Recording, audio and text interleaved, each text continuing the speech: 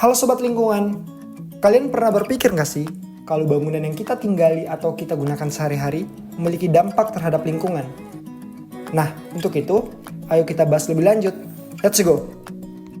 Menurut data BPS pada tahun 2020, penduduk Indonesia menyentuh angka 270,2 juta jiwa yang menjadikan tingkat kepadatan penduduk berada pada 141 jiwa per kilometer persegi.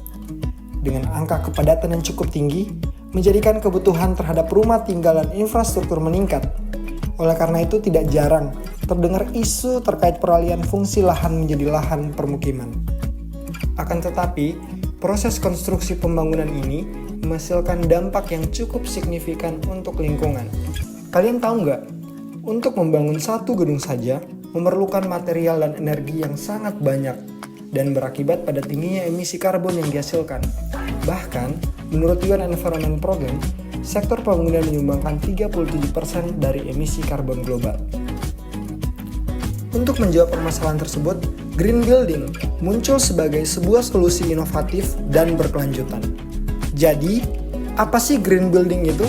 Singkatnya, green building adalah bangunan yang didesain dan dibangun dengan prinsip keberlanjutan, dengan tujuan mengurangi dampak negatif terhadap lingkungan, mulai dari penggunaan energi yang lebih efisien, pengolahan air yang lebih baik, hingga pemilihan material yang ramah lingkungan.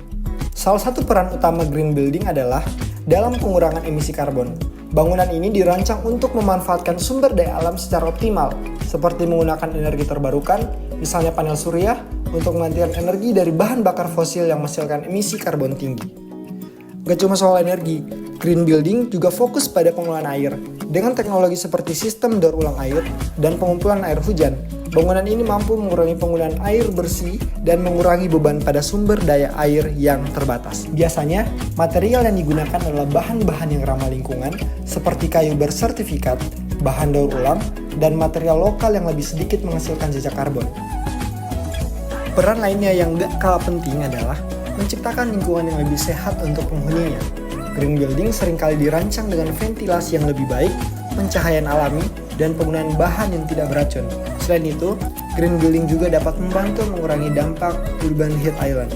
Lalu bagaimana green building bisa berperan dalam skala yang lebih besar? Bangunan hijau ini bisa menjadi model bagi pembangunan di masa depan. Ketika lebih banyak orang dan perusahaan yang memilih untuk membangun dan tinggal di green building, kita bisa menciptakan kota yang lebih berkelanjutan dan ramah lingkungan. Dengan lebih banyak green building, kita pun dapat mendorong perubahan kebijakan dan regulasi yang mendukung keberlanjutan. Pemerintah dan pengembang mulai mengadopsi standar-standar baru yang lebih peduli terhadap lingkungan, berkat peningkatan kesadaran akan pentingnya pembangunan hijau. Jadi, dengan adanya green building, kita nggak hanya berkontribusi pada upaya mengurangi dampak lingkungan, tapi juga menciptakan masa depan yang lebih baik dan berkelanjutan. Sebuah langkah kecil yang bisa memberikan dampak besar bagi planet kita. Terima kasih sudah menonton. Jangan lupa like, share, dan subscribe untuk lebih banyak konten yang inspiratif. Dan ingat, dengan mendukung green building, kita semua bisa menjadi bagian dari perubahan positif bagi bumi kita.